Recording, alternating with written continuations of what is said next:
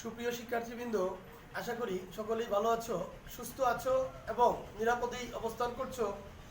তো আজ আমি তোমাদের সামনে কথা বলবো মোহাম্মদ জাহাঙ্গীর হোসেন, প্রভাষক, বক্সিমল মাধ্যমিক বিদ্যালয় কলেজ, কুলাউড়া, মৌলভীবাজার। তোমাদের সামনে আজ আমি যে বিষয় নিয়ে কথা বলবো তা হচ্ছে ফিনান্স, ব্যাংকিং ও বিমা এর প্রথম পত্র ফিনান্স অংশের অষ্টম অধ্যায় মূলধন, বাজেটিং ও বিনিয়োগ সিদ্ধান্ত নিয়ে। তো আমি তোমাদের সামনে প্রথমেই দেখি যে মূলধন, বাজেটিং ও বিনিয়োগ সিদ্ধান্ত আমরা এই অধ্যায়ে আমরা কি কি জানতে পারবো। এই অধ্যায়ের মাধ্যমে আমরা জানতে পারবো যে একটা প্রকল্পে আমরা কিভাবে বিনিয়োগ করব এবং বিনিয়োগ করলে সে থেকে কি পরিমাণে মুনাফা আমাদের আসবে এবং আমরা কিভাবে কত সময়ের মধ্যে আমাদের এই বিনিয়োগের টাকা আমাদের হাতে ফিরে পাবো ইত্যাদি বিষয়, এবং কিভাবে এবং ঝুঁকির হার আমরা কিভাবে নির্ণয় করতে পারবো ইত্যাদি আমরা এই বিনিয়োগ মূলধন বাজেটিং এর মাধ্যমে জানতে পারবো। তো প্রথমেই আমরা দেখি যে মূলধন বাজেটিং হচ্ছে এমন একটা বাজেটিং, যে বাজেটিং এর মাধ্যমে যে কোনো বিনিয়োগকারী তার বিনিয়োগ সিদ্ধান্ত গ্রহণের পূর্বে তার এই মূলধন বাজেটের পূর্বে তার বিনিয়োগ সিদ্ধান্ত নিতে হয়। এই বিনিয়োগ সিদ্ধান্ত নেওয়ার জন্য তাকে কিছু বিষয় লক্ষ্য রাখতে হয়। তার মধ্যে প্রথমেই হচ্ছে যে আমরা সে কিভাবে মুনাফা অর্জন করবে, মুনাফার বিষয়, এবং তার বিনিয়োগকৃত টাকা কতদিনের মধ্যে ফিরে আসবে, এবং সেই বিনিয়োগকৃত টাকার নেট প্রেজেন্ট ভ্যালু অর্থাৎ বর্তমান মূল্য কত এবং ভবিষ্যৎ মূল্য কত হবে এবং কত মূল্যে তার হাতে ফিরে আসবে ইত্যাদি বিষয়ে আমরা এই বিনিয়োগ সিদ্ধান্তের মাধ্যমে নিয়ে থাকি। তো আজ আমি তোমাদের সামনে যে বিষয়টা নিয়ে দেখাবো তা হচ্ছে যে মূলধন বাজেটিং কি। আসলে মূলধন বাজেটিং বলতে আমরা কি বুঝি? মূলধন বাজেটিং হচ্ছে যে দীর্ঘমেয়াদী বিনিয়োগ সিদ্ধান্ত নেওয়ার প্রক্রিয়াকেই সাধারণত মূলধন বাজেটিং বলে। অর্থাৎ দীর্ঘমেয়াদী বিনিয়োগ, যে কোনো সম্পদে দীর্ঘমেয়াদী বিনিয়োগ করার ক্ষেত্রে যে বাজেটিং সিদ্ধান্ত আমরা নিয়ে থাকি, প্রক্রিয়া অবলম্বন করি, তাই হচ্ছে মূলধন বাজেটিং। এক্ষেত্রে আমাদের মূলধন বাজেটিং এর ক্ষেত্রে লক্ষ্য রাখতে হয় যে আমরা কোন প্রকল্পে বা কোন খাতে বিনিয়োগ করছি এবং সে থেকে ভবিষ্যতে কত ফেরত আসবে এবং কত সময়ের মধ্যে বা কিভাবে আমার এই বিনিয়োগকৃত টাকা আমার হাতে ফিরে আসবে ইত্যাদি বিষয়ে আমাদেরকে লক্ষ্য রাখতে হয়। এরপর দেখব যে মূলধন বাজেটিং ও সিদ্ধান্তের প্রকারভেদ। মূলধন বাজেটিং ও সিদ্ধান্তের প্রকারভেদের মধ্যে আমরা প্রথমেই দেখি যে আছে যে গ্রহণ, বর্জন ও সিদ্ধান্ত। অর্থাৎ আমরা কোন প্রকল্পটা গ্রহণ করব আর কোন প্রকল্পটা বর্জন করব এই সিদ্ধান্ত আমাদের এই মূলধন বাজেটিং সিদ্ধান্তের মাধ্যমে নিতে হয়। তাহলে মূলধন মাধ্যমে গ্রহণ, বর্জন সিদ্ধান্তের মধ্যে আমরা একটা প্রকল্পে বিনিয়োগ যখন করলাম তখন বিনিয়োগ করার পর আমরা একাধিক প্রকল্পে বিনিয়োগ করব কিনা ইত্যাদি বিষয় নিয়ে আমাদের চিন্তা করতে হয়। আমরা কোনো একটা প্রকল্পে বিনিয়োগ করার ক্ষেত্রে বিনিয়োগকৃত টাকা দিয়ে যদি আমি অন্য একটা প্রকল্পে বিনিয়োগ করতে চাই অথবা করতে পারি তাহলে করা যেতে পারে ইত্যাদি বিষয় আমরা গ্রহণ, বর্জন সিদ্ধান্তের মাধ্যমে নিয়ে থাকি। এক্ষেত্রে এই গ্রহণ, বর্জন সিদ্ধান্তের ক্ষেত্রে কোনো একটা প্রকল্পে বিনিয়োগ করে অপর প্রকল্প বর্জন করার প্রয়োজন হয় না। এক্ষেত্রে এই প্রকল্পেও যদি সুযোগ থাকে বিনিয়োগ করতে পারি। এরপর দেখি পরস্পর বর্জনশীল সিদ্ধান্ত। পরস্পর বর্জনশীল সিদ্ধান্ত হচ্ছে যে কোনো একটা প্রকল্পে আমার যত পরিমাণ বিনিয়োগকৃত টাকা আছে সেই পরিমাণ বিনিয়োগকৃত টাকা বিনিয়োগ করার পর যদি দেখি যে আমাদের ক্ষতির সম্ভাবনা বেশি হয় তাহলে আমরা অপর একটা বিনিয়োগকৃত খাতে যদি আমি বিনিয়োগ করতে না পারি সেক্ষেত্রে আমরা একটাকে গ্রহণ করি আরেকটাকে কি করি, বর্জন করে দিই। অর্থাৎ একটা বিনিয়োগ খাত গ্রহণ করি আর আরেকটা বিনিয়োগ খাতকে আমরা বর্জন করে দিই। এ হচ্ছে পরস্পর বর্জনশীল সিদ্ধান্ত। অর্থাৎ এটা পারস্পরিকভাবে সম্পৃক্ত, একটা বর্জন হবে আরেকটা গ্রহণ হবে। তারপর হচ্ছে মূলধন রেশনিং সিদ্ধান্ত। মূলধন রেশনিং সিদ্ধান্ত হচ্ছে যে কোনো খাতে বা যে কোনো প্রকল্পে বিনিয়োগের ক্ষেত্রে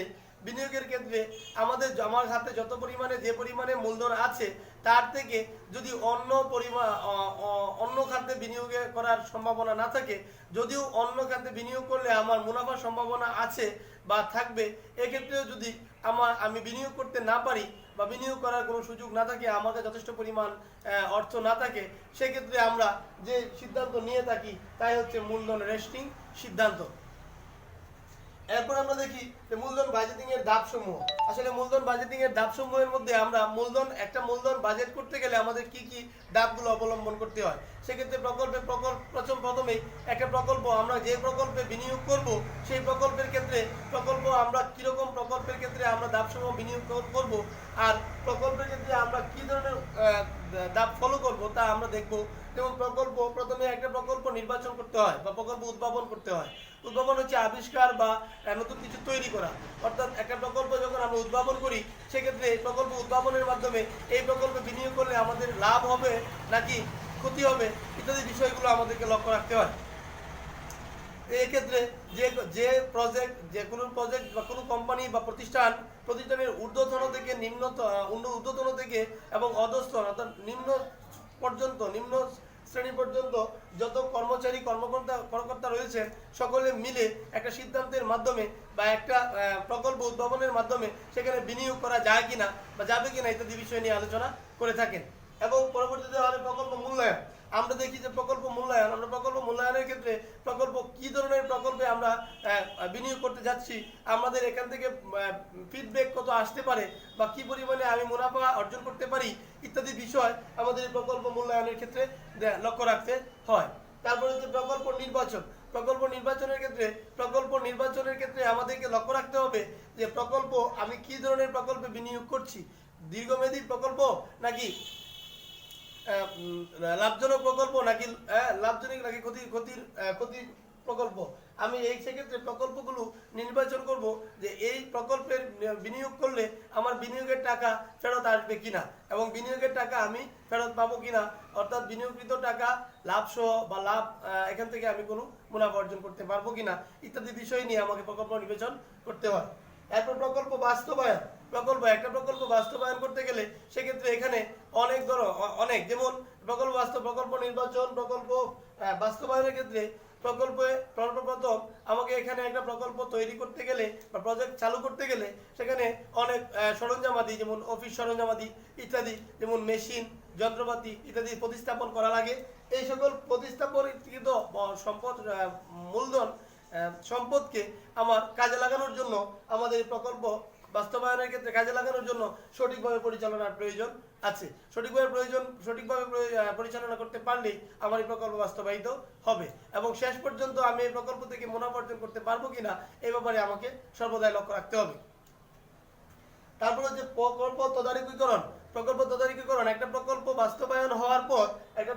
বাস্তবায়নের পরই আমাকে এই প্রকল্পের মধ্যে তদারকি করতে হবে। সার্বক্ষণিক খোঁজ খবর ইত্যাদি বিভিন্ন বিষয় আমাকে, যে উৎপাদনের পরিমাণ কি হচ্ছে এবং পণ্য বাজারে কতটুকু চাহিদা আছে, বাজার কতটুকু গ্রহণ করছে ইত্যাদি, পণ্য বা কোনো উৎপাদিত পণ্য বাজারে চাহিদা কেমন ইত্যাদি বিষয় নিয়ে আমাকে লক্ষ্য রাখতে হবে। এবং বাজার যেটাকে বলে বাজার মার্কেট সেগমেন্টেশন, অর্থাৎ বাজার বিভক্তকরণের মাধ্যমে বাজারের ভোক্তাদের চাহিদা অনুযায়ী পণ্য তৈরি হচ্ছে কিনা ইত্যাদি বিষয় তদারকি করার ক্ষেত্রে আমাকে প্রকল্পের মধ্যে আমাকে ইত্যাদি সকল পদ্ধতিসমূহ আমাকে লক্ষ্য রাখতে হবে। সেগুলো হচ্ছে যে মূলধন বাজেটিং পদ্ধতিসমূহ, এর মধ্যে সনাতন পদ্ধতি, বাট্টাকৃত নগদ প্রবাহ পদ্ধতি। সনাতন পদ্ধতি অর্থাৎ হচ্ছে যে প্রিভিয়াস বা ওল্ড যে সিস্টেম ইত্যাদি, এবং বাট্টাকৃত নগদ প্রবাহ হচ্ছে যে বাট্টাকৃত নগদ প্রবাহ, অর্থাৎ বাট্টা বা ছাড়ের মাধ্যমে যে নগদ প্রবাহ আমরা পেয়ে থাকি তা হচ্ছে বাট্টাকৃত নগদ প্রবাহ পদ্ধতি। এরপর হচ্ছে পেব্যাক সময়, এরপর গড় মুনাফার হার। পেব্যাক সময় হচ্ছে আমরা কত সময়ের মধ্যে আমরা এই পেব্যাক সময় হচ্ছে পেব্যাক সময় পরিশোধকাল, অর্থাৎ পরিশোধকাল সময়, অর্থাৎ কত সময়ের মধ্যে আমরা এই বিনিয়োগকৃত টাকা ফেরত পাবো ইত্যাদি বিষয়। এবং গড় মুনাফার হার হচ্ছে মুনাফা আমাদের অবশ্যই কোনো বিনিয়োগ বা প্রকল্পে বিনিয়োগ করলে সেখান থেকে মুনাফা অর্জিত হবে, এই মুনাফার হার আমরা গড় কত হারে মুনাফা পাবো ইত্যাদি বিষয় এই গড় মুনাফার হারের মাধ্যমে আমরা নির্ণয় করে থাকি। এরপরে হচ্ছে বর্তমান মূল্য, এবং আমাদের এই বর্তমানে বিনিয়োগকৃত টাকার বর্তমান মূল্য কত এবং ভবিষ্যতে কত টাকা আমি এখান থেকে আসবে এই বিষয় নিয়ে আমরা এখানে আলোচনা করি। এবং আন্ত আয় হার হচ্ছে আমার প্রতিষ্ঠানের অভ্যন্তরীণ আয়ের হার হচ্ছে আন্ত আয় হার। এবং মুনাফা অর্জন সূচক, আমরা যে মুনাফা অর্জিত হলো তার কি সূচকের মাধ্যমে অর্জিত হলো ইত্যাদি বিষয় হচ্ছে আমাদের এই মূলধন বাজেটিং পদ্ধতির মাধ্যমে আমরা নির্ণয় করে থাকি। তো এর মধ্যে প্রথমে আমরা দেখি কিভাবে আমরা গড় প্রতিষ্ঠানের গড় মুনাফার হার আমরা প্রতিষ্ঠানের গড় মুনাফার হার আমরা কিভাবে নির্ণয় করে থাকি। তো প্রতিষ্ঠানের গড় মুনাফার হার নির্ণয়ের ক্ষেত্রে আমাকে প্রথমে দেখতে হয় যে প্রতিষ্ঠানের গড় মুনাফার হার অর্থাৎ গড় মুনাফার হার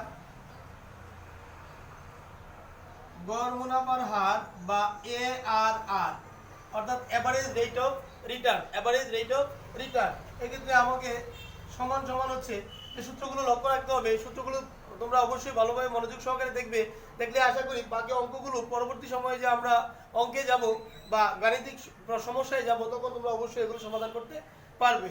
তো আমরা জানি গড় মুনাফার হার ARR সমান হচ্ছে যে গড় মোট কর পরবর্তী নিট কর পরবর্তী গড়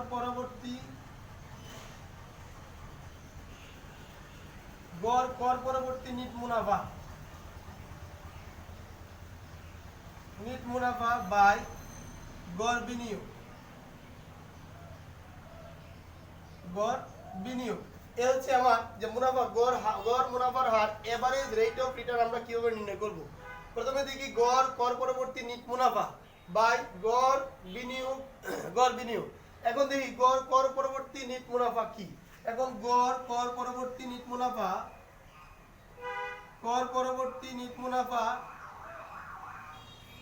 সমান হচ্ছে মোট কর পরবর্তী নিট মুনাফা বাই হচ্ছে আয়ুষ্কাল হচ্ছে যে একটা প্রজেক্ট বা প্রকল্পের অবশ্যই নির্দিষ্ট মেয়াদ বা নির্দিষ্ট সময়ের কথা বলা থাকবে। এই সময়টাই হচ্ছে আয়ুষ্কাল। কত সময়ের জন্য? 5 বছর, 4 বছর, 3 বছর, 8 বছর, যে বছরই থাকুক ইত্যাদি বিষয় যেভাবে উল্লেখ থাকবে তাই হচ্ছে কি আমাদের আয়ুষ্কাল। তা মোট কর পরবর্তী নিট মুনাফা বাই আয়ুষ্কাল এ হচ্ছে আমার গড় কর পরবর্তী নিট মুনাফা এর সূত্র। এরপর হচ্ছে গড় বিনিয়োগ। এখন দেখি আমরা গড় বিনিয়োগ সমান হচ্ছে প্রাথমিক বিনিয়োগ যদি অঙ্কে কার্যকরী মূলধন বা চলতি মূলধন দেয়া না থাকে তাহলে হচ্ছে প্রাথমিক বিনিয়োগ যোগ ভগ্নাবশেষ মূল্য বাই 2। আর যদি প্রাথমিক বিনিয়োগ এর ক্ষেত্রে যদি গড় বিনিয়োগ দেওয়া থাকে তাহলে কার্যকরী মূলধন বা চলতি মূলধন যদি দেওয়া থাকে তাহলে যোগ চলতি মূলধন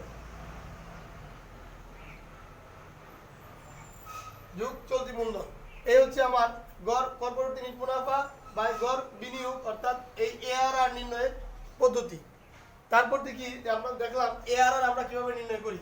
এখন প্রশ্ন হচ্ছে যে মোট কর পরবর্তী নিট মুনাফা আমরা কিভাবে নির্ণয় করব। মোট কর পরবর্তী নিট মুনাফা আমাদের অঙ্কে যে নগদ আন্তঃপ্রবাহ দেয়া থাকবে এই নগদ আন্তঃপ্রবাহ বা বহিঃপ্রবাহ যাই দেয়া থাকুক এখান থেকে আমাকে যে কর পরবর্তী নিট মুনাফা নির্ণয় করতে হবে। যেমন আমরা মোট কর পরবর্তী নিট মুনাফা আমরা কিভাবে নির্ণয় করব। এখন আমরা লক্ষ্য করি যে মোট কর পরবর্তী নিট মুনাফা আমরা কিভাবে নির্ণয় করব। এখানে যেমন কর পরবর্তী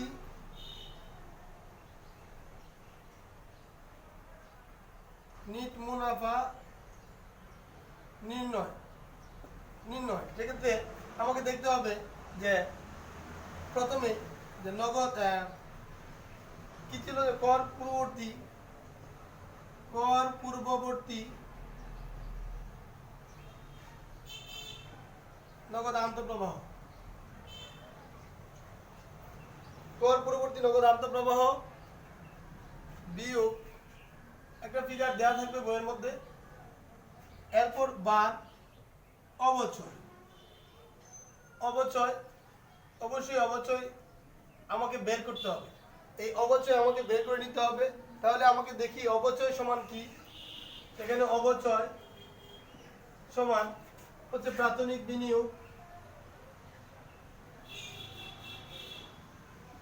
বিনিয়োগ বিয়োগ ভগ্নাবশেষ মূল্য ভগ্নাবশেষ মূল্য বাই আয়ুষ্কাল।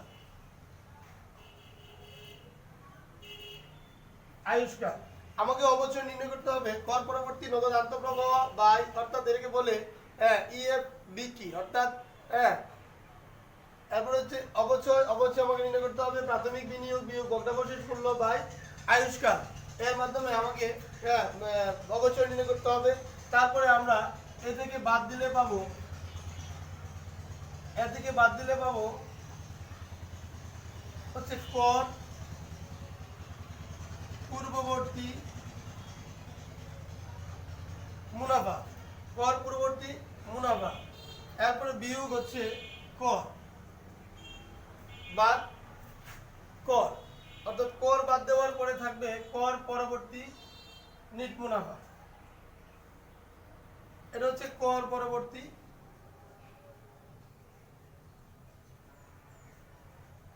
নিট মুনাফা। এই হচ্ছে আমার প্রথমে হচ্ছে কর পূর্ববর্তী নগদ আন্তঃপ্রবাহ থেকে অবশ্যই বাদ, তারপর হচ্ছে কর পূর্ববর্তী মুনাফা, তারপর হচ্ছে বা কর পূর্ববর্তী নগদ আন্তঃপ্রবাহ বা মুনাফা।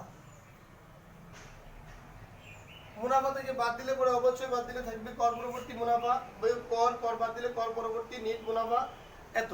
তারপর আমরা দেখবো যদি আমরা এখানে যে কর পরবর্তী নিট আন্তঃপ্রবাহ বা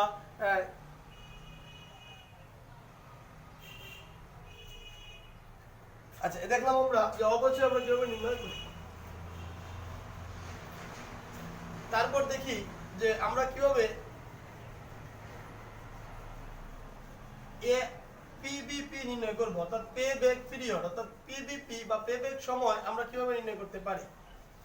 তাহলে পিবিপি নির্ণয়ের ক্ষেত্রে আমরা দেখব যে পিবিপি অর্থাৎ পে ব্যাক সময় সমান হচ্ছে A plus NCO minus C by D. এখানে এই পিবিপি হচ্ছে পে ব্যাক সময়, পিবিপি সমান হচ্ছে পে ব্যাক সময়, আর এ সমান হচ্ছে যে এ সমান হচ্ছে ক্রমযোজিত নগদ আন্তঃপ্রবাহে, অর্থাৎ ক্রমযোজিত নগদ আন্তঃপ্রবাহ কাছাকাছি নগদ আন্তঃপ্রবাহ। এ হচ্ছে যে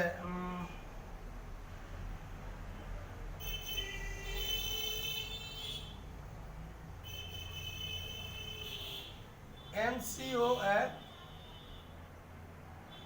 কাছাকাছি নগদ আন্তঃপ্রবাহ। এরপর হচ্ছে সি, এনসিও সমান হচ্ছে নেট ক্যাশ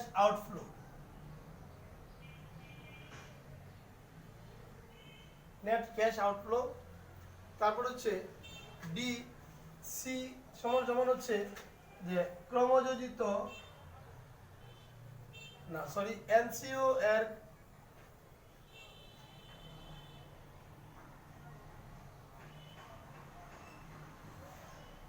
আন্তঃপ্রবাহের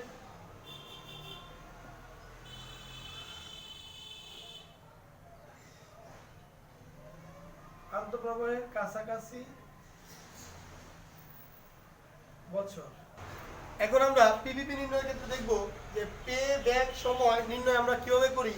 এক্ষেত্রে আমাদের সূত্র হচ্ছে যে পিবিপি সমান A plus NCO minus C by D, অর্থাৎ পিবিপি পে ব্যাক সময়, তারপর এ হচ্ছে যে বছরে ক্রমযোজিত নগদ প্রবাহ বিনিয়োগের সমান বা কাছাকাছি, তারপর হচ্ছে C net cash outflow, NCO হচ্ছে নেট ক্যাশ আউটফ্লো, তারপর হচ্ছে যে সি সমান হচ্ছে এ বছরের ক্রমযোজিত নগদ আন্তঃপ্রবাহ, তারপর ডি হচ্ছে এ বছরের পরবর্তী বছরের নগদ আন্তঃপ্রবাহ।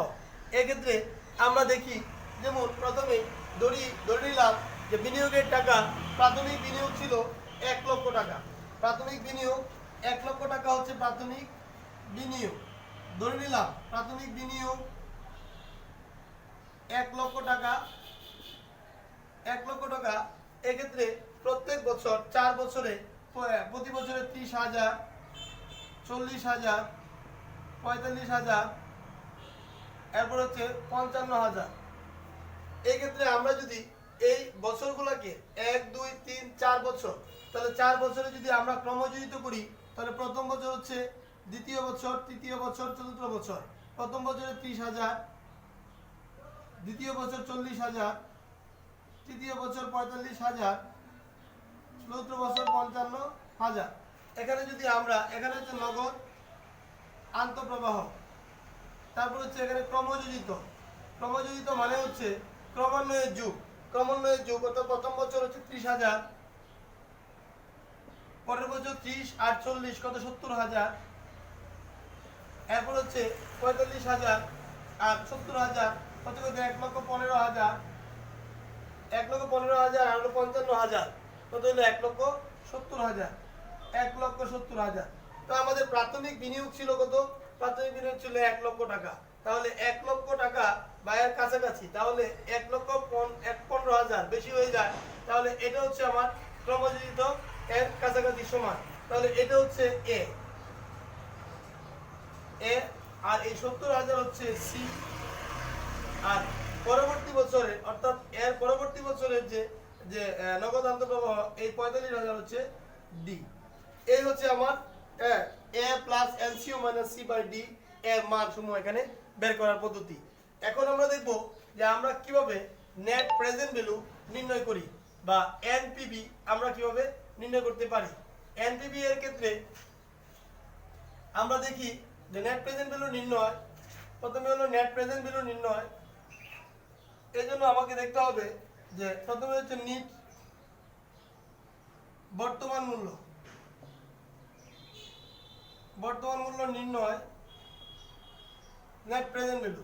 যদি এনপিভি সমান সমান, যদি কোনো অঙ্কের ক্ষেত্রে যদি নগদ আন্তঃপ্রবাহ অসমান হয়, তাহলে আমাকে এই সূত্র ব্যবহার করতে হবে, CF1 by 1 plus k power 1 plus CF2 by 1 plus k power 2 plus CF3 by 1 plus k power 3 plus এভাবে আমি দিতে পারি।